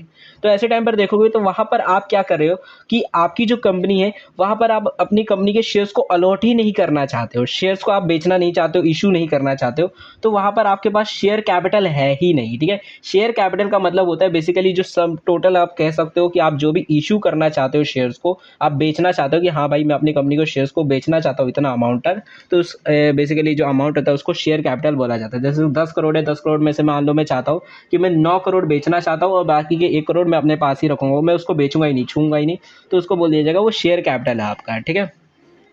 तो काफ़ी सारी जो कंपनीज़ होती है, उनका शेयर कैपिटल ही नहीं होता, वो चाहते ही नहीं है कि वो हम नॉर्मल पीपल को बेचें, हम दूसरे थर्ड पार्टी को अपने अंदर इन्वॉल्व करें अपने कंपनी के अंदर, ठीक है? तो ऐसी कंपनी कौन सी कंपनी होती है? तो जैसे लिमिटेड बाय गारंटी वाली कंपनी होती है, ठीक है? नॉर्मली ये वो कंपनी होती है जो चैरिटेबल वाली कंपनी होती है, ठीक है? जो चैरिटी करती है ना, तो ऐसी कंपनी के अंदर एक तो ऐसे ही नहीं कोई इन्वेस्ट करना चाहता एंड इन लोग करते भी नहीं है, ठीक है? तो ऐसी जो कंपनी होती है, यहाँ पर देखोगे तो मैंने आपको पहले ही बता दिया लिमिटेड बाय गारंटी कौन सी कंपनी होती है। तो ये जो कंपनी होती है, यहाँ पर शेयर कैपिटल नहीं होता है, ठीक है? शेयर कैपिटल नहीं होता है। तो ऐसे टाइम पर क्योंकि यहाँ पर शेयर कैपिटल नहीं है, तो आप ये भी नहीं बोल सकते कि भाई मैं मेजॉरिटी शेयर्स को होल्ड करता हूँ या फिर ऐसा कुछ चीज़ है। तो ऐसे टाइम पर आप कैसे बोलोगे वो आपकी होल्डिंग कंपनी या सब्सिडरी कंपनी है, ठीक है? तो यहाँ पर ये बोला जाता है क्योंकि यहाँ पर शेयर कैपिटल नहीं है, ये शेयर कैपिटल का कंसेप्ट ही नहीं है और अनलिमिटेड कंपनी के अंदर भी नहीं होता है। तो ऐसे टाइम पर हम ये बोलेंगे, तब अगर हम क्योंकि यहाँ पर शेयर कैपिटल नहीं है, तो आप ये नहीं बोल सकते हमारे पास इतने शेयर्स है। तो ऐसे टाइम पर यहाँ पर इंटरेस्ट देखा जाता है मेंबर्स का, यानी क्या कि आपका कितना ज़्यादा इंटरेस्ट है। इंटरेस्ट का मतलब होता है बेसिकली इन्वॉल्वमेंट हो गई, या फिर आपकी जो इन्फ्लुएंस है वो कितना है, वैसी सारी चीज़ें कि आप कितना ज़्यादा इन्वॉल्व हो, आपका कितना ज़्यादा वहाँ पर कह सकते हो इन्फ्लुएंस है उस कंपनी के अंदर। ऐसे टाइम पर बोला जाएगा, अगर जितना ज़्यादा आपका जो बेसिकली इन्वॉल्वमेंट है, ज़्यादा इन्फ्लुएंस है, तो बोला जाएगा कि हाँ भाई वो आपकी सब्सिडरी कंपनी है, ठीक है? तो वहाँ पर आपके शेयर कैपिटल को नहीं देखा जाएगा, वहाँ पर आपके इंटरेस्ट को देखा जाएगा। अब इंटरेस्ट क्या है तो वो यहाँ पर बोला नहीं गया है, जो भी इंटरेस्ट होगा वो इंटरेस्ट होगा, ये बोल दिया गया सीधा बात, ठीक है? तो इंटरेस्ट को यहाँ पर मतलब क्लियरली डिफाइन नहीं किया है कि इंटरेस्ट क्या है। इंटरेस्ट को सीधा यहाँ पर लिख दिया, what ever be the form of interest, जो भी इंटरेस्ट होगा वही इंटरेस्ट को हम नापेंगे कि आप उस वो जो कंपनी है बेसिकली आपकी एक होल्डिंग कंपनी मतलब सब्सिडरी कंपनी है या नहीं है, ठीक है? तो उस इंटरेस्ट को नापेंगे हम लोग, क्योंकि यहाँ पर शेयर कैपिटल नहीं है, तो हम वहाँ पर शेयर्स को नहीं नाप सकते कि भाई बोले कि हाँ मेजॉरिटी शेयर्स को हम होल्ड करते हैं, ओके? तो वही सारी चीज़ें बोली गई है। मे बी यहाँ पर ये सारी चीज़ें आपको समझ आ गई होगी। यहाँ पर अपना सब्सिडरी कंपनी और होल्डिंग कंपनी का कंसेप्ट फिनिश हो जाता है, ठीक है? काफ़ी लंबा इसी में आधा घंटे से ऊपर लग गया, बट कोई नहीं, अब आगे आगे सारी चीज़ें थोड़े सिंपल ही है, ओके? तो अब देखते हैं एक स्मॉल कंपनी क्या होता है, अब इसका मतलब देख लेते हैं। तो देखो यहाँ पर सबसे पहले लिखा है सेक्शन 2 क्लॉज 85 में बताया गया है स्मॉल कंपनी क्या होती है। और small company means a company other than a public company, मतलब एक ऐसी कंपनी जो पब्लिक कंपनी नहीं है तो उसको हम स्मॉल कंपनी बोल देंगे, अगर ये दोनों कंडीशन फुलफिल हो जाती है तब, ठीक है? तो ऐसी कौन सी कंपनी होती है, मतलब बेसिकली यहाँ पर सीधी सी बात यही है कि ये जो स्मॉल कंपनी होती है वो एक प्राइवेट कंपनी का ही एक टाइप होता है, ठीक है? प्राइवेट जो कंपनी होती है उसका ही एक हिस्सा होता है, जैसे अपना ओपीसी रहता है ना, 1% कंपनी, ठीक है? 1% कंपनी जो होती है, वैसे यहाँ पर एक ये भी होती है स्मॉल कंपनी, ठीक है? ये भी उसी का एक टाइप है स्मॉल कंपनी, प्राइवेट कंपनी का ही, ठीक है? तो देखो सबसे पहली कंडीशन ये है कि पेड अप शेयर कैपिटल जो होता है कंपनी का, वो 50 लाख को एक्सीड नहीं करना चाहिए, ठीक है? 50 लाख रुपीज़, ठीक है? 50 लाख से एक्सीड नहीं करना चाहिए, या फिर अगर प्रिस्क्राइब कहीं पे किया गया है कि नहीं इतना रखो, तो मतलब बेसिकली 50 लाख से ज़्यादा नहीं होना चाहिए, या फिर अगर प्रिस्क्राइब किया गया आपके मेमोरेंडम के अंदर कहीं पर कि हाँ भाई इतना रखना है, या फिर कितना भी एक पर्टिकुलर अमाउंट, तो लास्ट आप 5 करोड़ तक रख सकते हो, ठीक है? 5 करोड़ से ऊपर नहीं जाना चाहिए आपका जो पेड अप शेयर कैपिटल है वो, ठीक है? उसके बाद दूसरी बात बोली गई है टर्नओवर के बारे में कि आपका जो टर्नओवर है साल का वो कितना होना चाहिए। तो turnover of which as per its last profit and loss account does not exceed 2 crore rupees or such higher amount as may be prescribed which shall not be more than 20 crore rupees. यानी क्या 2 करोड़ से लेकर 20 करोड़ से अगर ऊपर अगर मतलब बेसिकली अगर आपका जो शेयर का टर्नओवर जो है अगर वो रहता है, यानी अगर 20 करोड़ तक आपका जो टर्नओवर रहता है तो आपकी कंपनी को स्मॉल कंपनी बोला जाएगा। बट अगर आपकी कंपनी का जो टर्नओवर है, अगर वो मान लो कंपनी का टर्नओवर जो है वो 25 करोड़ हो जाता है, तो ऐसे टाइम पर बोला जाएगा आपकी कंपनी जो है स्मॉल कंपनी नहीं है। ठीक है, तो मैक्स टू मैक्स जो है आप 20 करोड़ तक आपका टर्नओवर अगर रहता है कंपनी का, तो बोला जाएगा आपकी जो कंपनी है वो एक स्मॉल कंपनी बोली जाएगी। ठीक है, तो वही चीज़ें बोली गई है।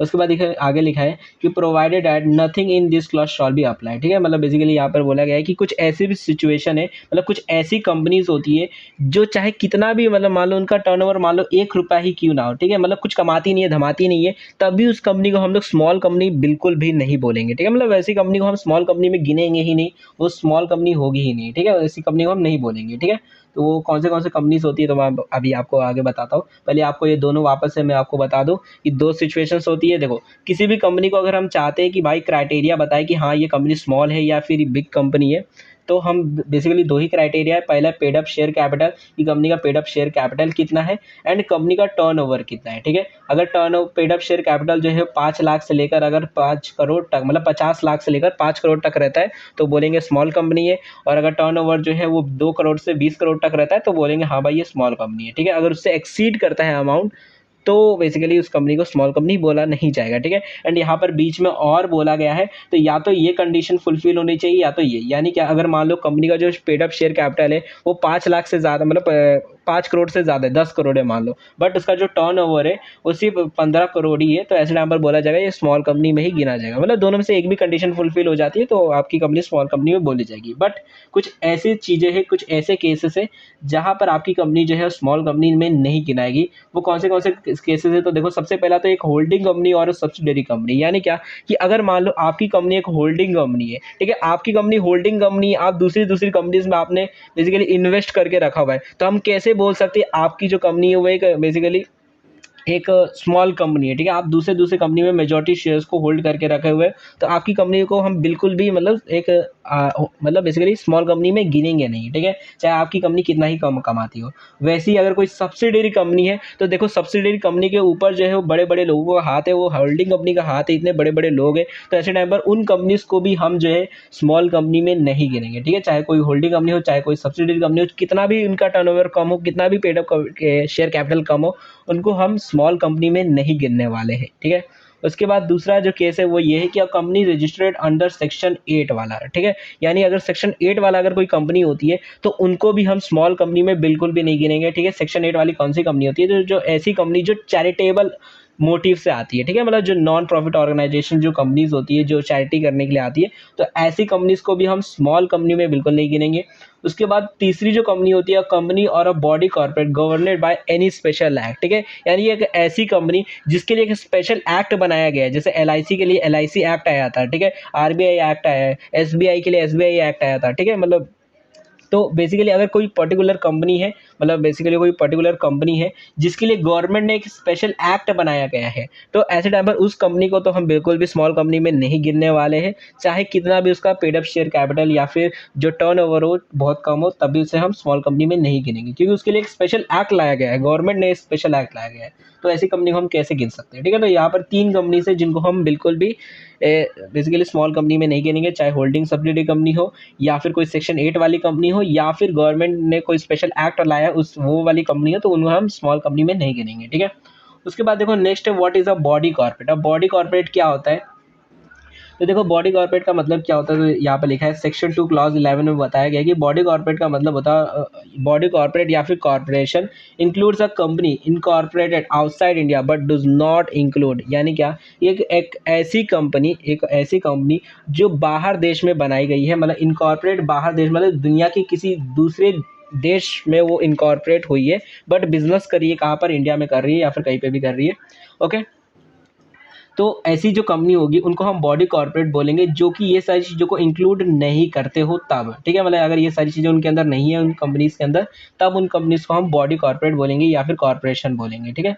मतलब उन कंपनीज़ को हम बॉडी कॉर्पोरेट बोलेंगे। सबसे पहला तो वो कोऑपरेटिव सोसाइटी वाली नहीं होनी चाहिए, यानी क्या कि एक ऐसी कंपनी है जो कोऑपरेटिव सोसाइटी वाला काम करती है, registered under any relating to cooperative society, यानी कि अगर वो रजिस्टर हुई है कोऑपरेटिव सोसाइटी से रिलेटेड कोई भी एक्ट के अंदर, कोई भी लॉ के अंदर, तो ऐसे टाइम पर उस कंपनी को हम जो है बॉडी कॉर्पोरेट में नहीं इंक्लूड करेंगे, ठीक है। तो अगर आपकी कोई कंपनी ऐसी है जो कोऑपरेटिव सोसाइटी एक्ट से, मतलब लॉ या उससे रिलेटेड किसी एक्ट से अगर रजिस्टर है उसके अंडर में, तो आपकी कंपनी को बॉडी कॉर्पोरेट नहीं बोला जाएगा। उसके बाद दूसरा क्या बोला गया है कि any other body corporate not being a company as defined in this act, यानी क्या कि ये जो हमारा कंपनीज एक्ट है, अगर उसके अंदर किसी पर्टिकुलर बिजनेस को या फिर किसी पर्टिकुलर कंपनी को बोला गया कि ये कंपनी में हम इसे नहीं गिनेंगे, तो अगर ऐसी कोई आपकी बॉडी कॉर्पोरेट है, ऐसा कोई आपका कंपनी है जिसको डिफाइन किया गया कि ये कंपनी नहीं है, या फिर जो गवर्नमेंट जो है उसने नोटिफिकेशन से बताया गया है कि भाई ये जो है ये जो पर्टिकुलर बिजनेस जो कर रहे हैं ये कंपनी में नहीं गिना जाएगा, तो अगर वो भी अगर आपका हो जाता है तो आपको बॉडी कॉर्पोरेट नहीं बोला जाएगा, ठीक है। तो ऐसा कोई भी अगर आपका बॉडी कॉर्पोरेट है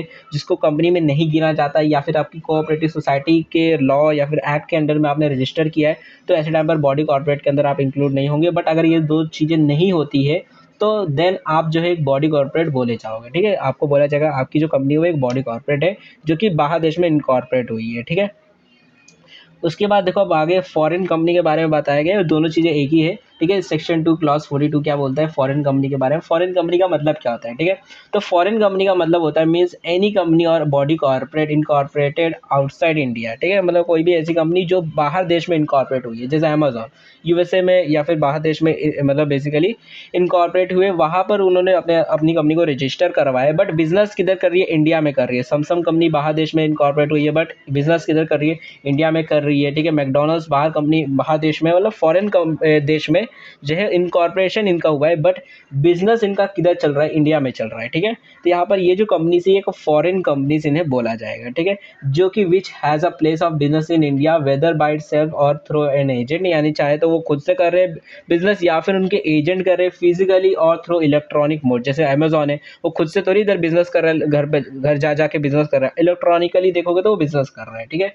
तो किसी भी प्रकार से अगर आप बिजनेस करते हो इंडिया के अंदर, लेकिन आपका जो बिजनेस है वो किसी, और मतलब बेसिकली आपका जो बिजनेस का जो इनकॉर्पोरेशन है वो किसी और देश में हुआ है, बट बिजनेस आप इधर इंडिया में कर रहे हो किसी भी प्रकार से, तो बोला जाएगा आपकी जो कंपनी है वो एक फॉरेन कंपनी है, ठीक है। तो conduct any business activity in India in any other manner, किसी भी प्रकार से अगर आप बिजनेस करते हो तो इंडिया के अंदर, लेकिन आप बाहर देश की कंपनी हो, तो ऐसे टाइम पर आपकी कंपनी को फॉरेन कंपनी बोला जाएगा, ठीक है ना। उसके बाद देखो नेक्स्ट जो है यहाँ पर वो है गवर्नमेंट कंपनी, ठीक है। तो व्हाट इज गवर्नमेंट कंपनी, देखो यहाँ पर सेक्शन 2 क्लॉज 45 बताता है कि गवर्नमेंट कंपनी का मतलब क्या होता है, ठीक है।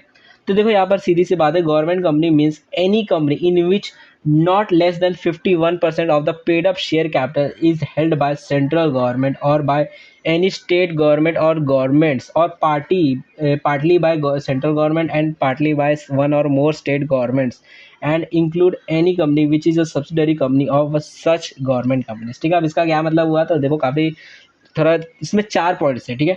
सबसे पहला तो देखो अगर कोई भी कंपनी है, जैसे इसरो है मान लो, ठीक है, जैसे अपना इसरो है या फिर एसबीआई है, ठीक है, ये जो कंपनी से, ये गवर्नमेंट कंपनी से आपको पता है, ठीक है, ओके।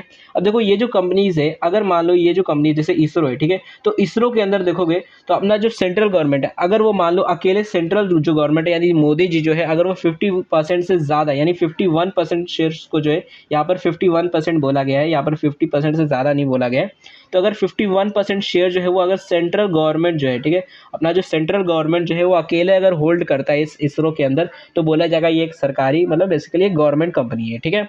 अगर 51% से ज़्यादा होल्ड करता है, कौन होल्ड करेगा, सेंट्रल गवर्नमेंट अपनी मोदी जी, ठीक है।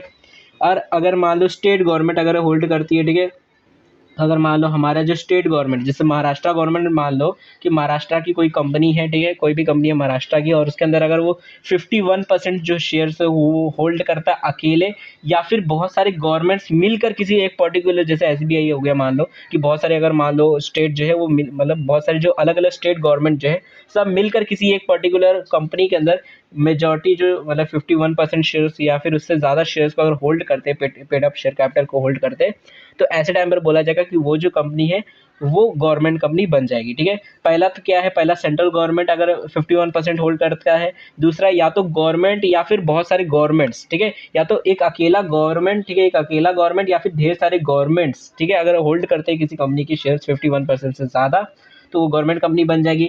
तीसरा कंडीशन ये है कि या तो पार्टली बाय सेंट्रल गवर्नमेंट और partly by one or more state government, यानी क्या कि या तो गवर्नमेंट सेंट्रल गवर्नमेंट जो है वो और उसके साथ में कुछ स्टेट गवर्नमेंट या फिर बहुत सारे स्टेट गवर्नमेंट या फिर एक सिंगल कोई स्टेट गवर्नमेंट जो है मिलकर अगर बेसिकली कोई पर्टिकुलर कंपनी के अंदर इन्वेस्ट करती है 51% से ज़्यादा, तो ऐसे टाइम पर बोल देंगे वो जो कंपनी है वो गवर्नमेंट कंपनी बन जाएगी, ठीक है।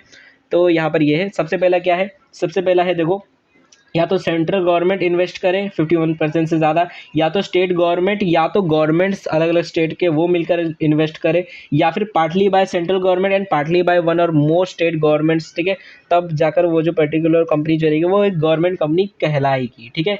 अब यहाँ पर आगे भी लिखा हुआ है एक और चीज़ भी कि अगर मान लो कोई पर्टिकुलर कंपनी है, ठीक है, जैसे आपने इसरो कंपनी या फिर एसबीआई कंपनी है, ठीक है, एसबीआई कंपनी जो है वो आपको पता है गवर्नमेंट कंपनी है, ठीक है, सरकारी कंपनी है, बट इस कंपनी की अगर मान लो कोई एक सब्सिडरी कंपनी रहती है, ठीक है, इसकी कोई मान लो सब्सिडरी कंपनी है, तो ऐसे टाइम पर वो जो सब्सिडरी कंपनी जो रहेगी वो भी डीम्ड बोल दिया जाएगा कि ये भी गवर्नमेंट कंपनी है, ठीक है, ये भी हम मान लेंगे कि वो भी एक गवर्नमेंट कंपनी बोल दी जाएगी, ठीक है। बट यहाँ पर ये समझ लेना कि ऐसा नहीं होगा, मतलब क्या यहाँ पर कहने का मतलब क्या है कि ये देखो यहाँ पर तीन ये अलग पॉइंट है। अगर मान लो स्टेट गवर्नमेंट जो है वो एक पर्टिकुलरली स्टेट गवर्नमेंट और सेंट्रल गवर्नमेंट मिलकर अगर किसी एक कंपनी के अंदर इन्वेस्ट करती है 51% से ज़्यादा, तो वहाँ पर हम बोल देंगे हाँ भाई वो गवर्नमेंट कंपनी है, ठीक है।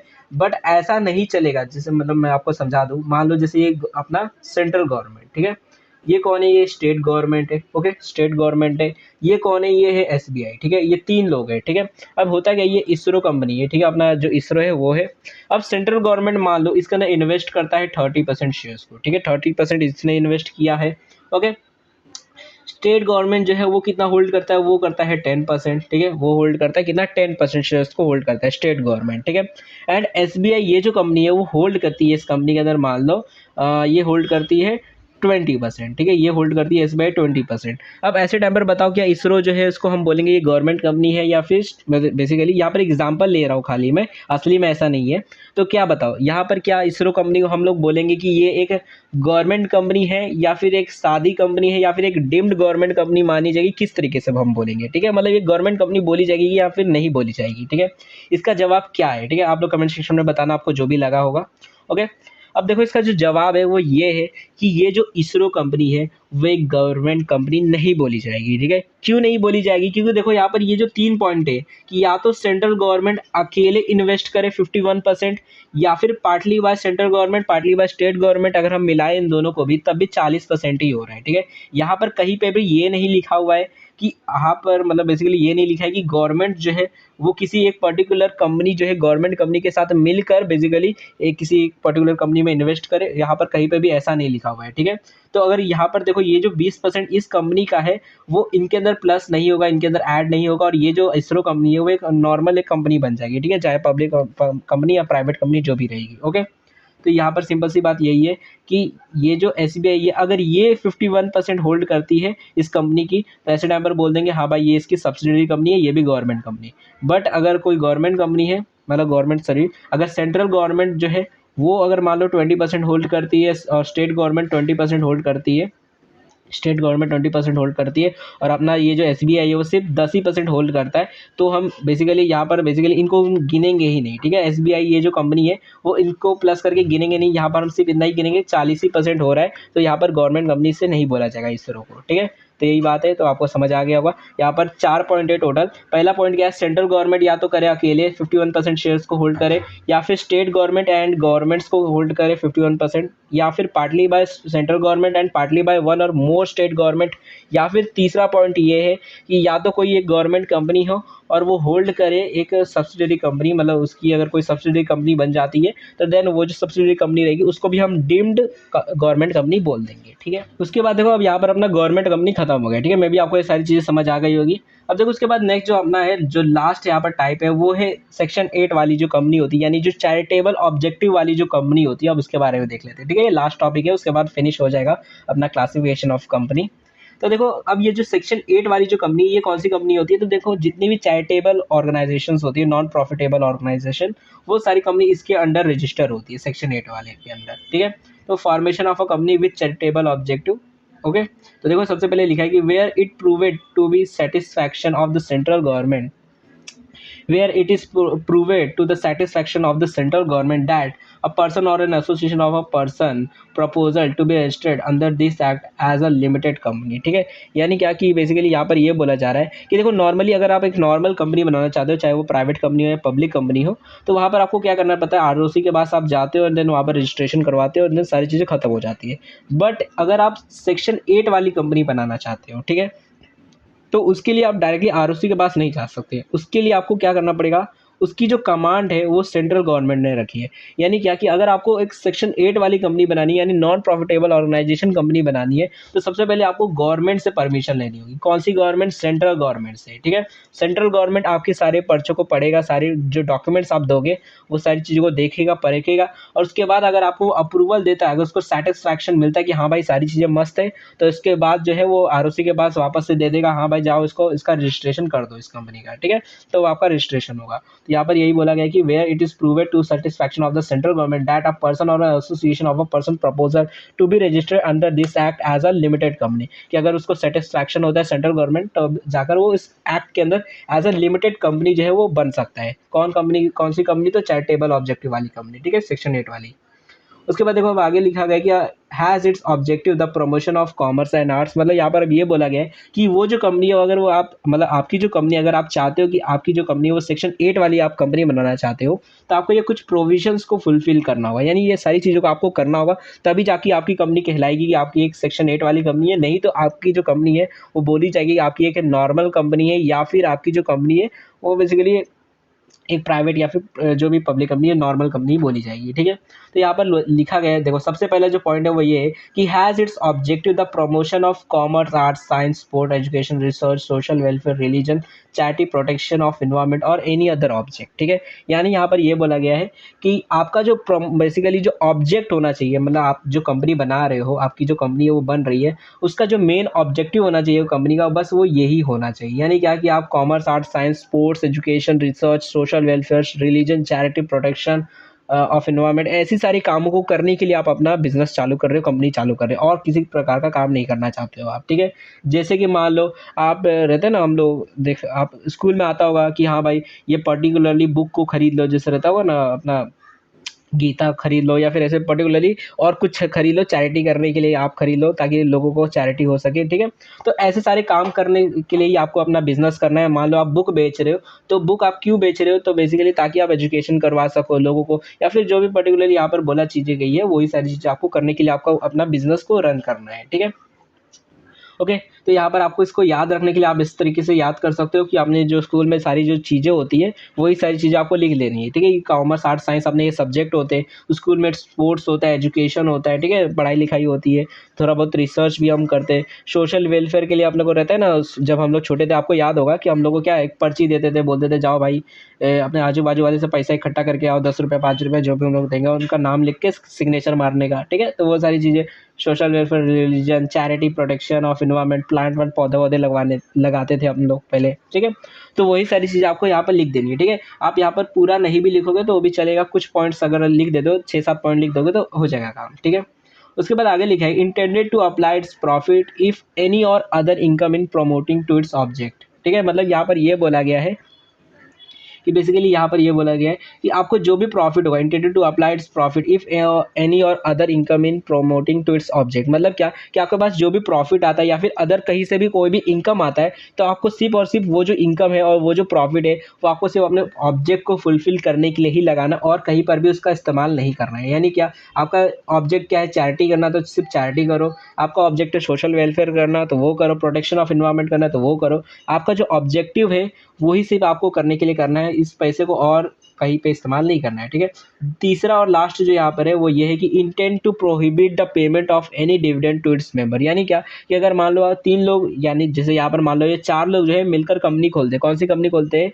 सेक्शन 8 वाली कंपनी खोलते हैं, ठीक है। चारों ने मिलकर कंपनी खोली, ठीक है। तो अगर मान लो कल को प्रॉफिट होता है बहुत सारा, तो ऐसे टाइम पर क्या है, ये चारों जो है वो बोलेंगे भाई हमको भी कुछ डिविडेंड मिलना चाहिए। तो यहाँ पर सेक्शन 8 जो है वो सीधा यही बोलता है, मना करता है, प्रोहिबिट, यहाँ पर मतलब सीधा बैन है, मना है कि आपको डिविडेंड बांटना ही नहीं अपने मेंबर्स के अंदर, ठीक है। मतलब कितना भी प्रॉफिट हो जाए, करोड़ों का प्रॉफिट हो जाए, उस पैसे को सिर्फ और सिर्फ आपको अपने ऑब्जेक्टिव को प्रमोट करने के लिए ही लगाना है, आपको डिविडेंड बांटना नहीं है। अगर आप डिविडेंड बांटते हुए पा जाते हो, मतलब गवर्नमेंट आपको पकड़ लेती है कि हाँ भाई आप जो है डिविडेंड दे रहे हो अपने मेंबर्स को, तो ऐसे टाइम पर आपकी कंपनी को बोल देंगे कि हाँ भाई ये एक नॉर्मल कंपनी बना देंगे, या फिर इसको मर्ज करवा देंगे दूसरी कंपनी के अंदर, या फिर इसको वाइंड अप करवा देंगे, बोलेंगे कंपनी बंद करो, ठीक है। इन लोग अपने में ही पैसा बांट रहे हैं। तो सेंट्रल गवर्नमेंट में allow such company to drop the word limited or private limited from their name. मतलब क्या कि अगर मान लो आप सेक्शन 8 वाली कंपनी बनाना चाहते हो, तो ऐसे टाइम पर आपकी जो कंपनी है, आपको ज़रूरत नहीं है कि आप अपनी कंपनी के लास्ट में जो रहता है ना, जैसा अगर मान लो जियो है तो जियो लिमिटेड, ठीक है, रखते हैं ना हम लोग जियो लिमिटेड, या फिर कोई भी पर्टिकुलर कंपनी है तो प्राइवेट लिमिटेड या फिर लिमिटेड हम शब्द का इस्तेमाल करते हैं। तो गवर्नमेंट जो है, सेंट्रल गवर्नमेंट जो है ये अलाउ करता है, मतलब आपको ये परमिशन देता है कि आप चाहो तो आपके जो कंपनी का जो नाम है उसके लास्ट में आप ये जो लिमिटेड या फिर जो प्राइवेट लिमिटेड जो नाम है उसको नहीं भी इस्तेमाल करोगे तो चलेगा, ठीक है। आप उसको हटा सकते हो अपने नाम के लास्ट में, ठीक है।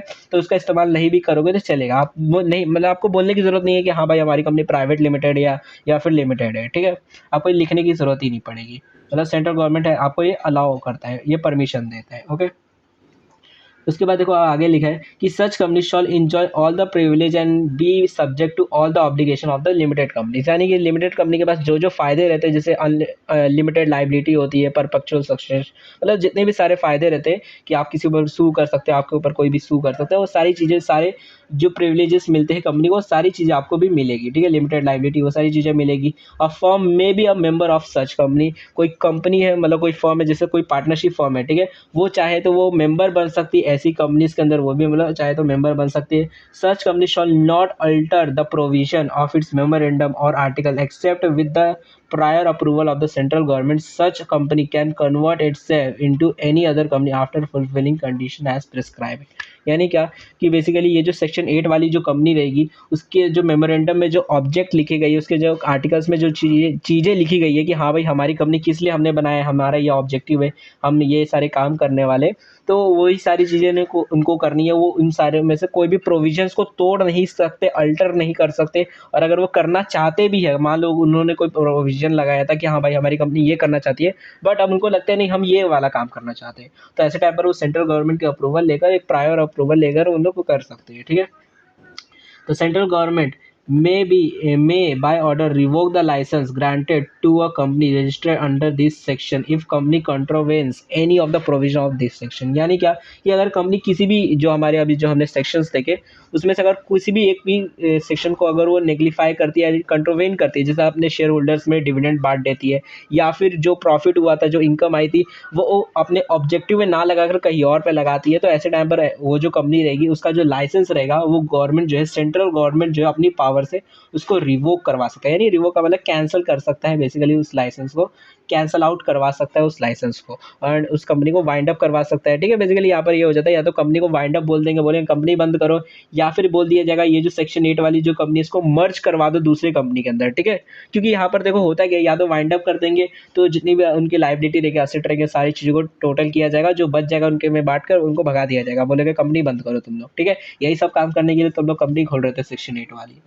तो ऐसे टाइम पर सेंट्रल गवर्नमेंट जो है वो रिवोक भी करवा सकती है आपके लाइसेंस को, अगर आप किसी भी प्रोविजन को तोड़ते हुए पकड़ाते हो तब, ठीक है, मतलब कॉन्ट्रावेन करते हो तब, ठीक है।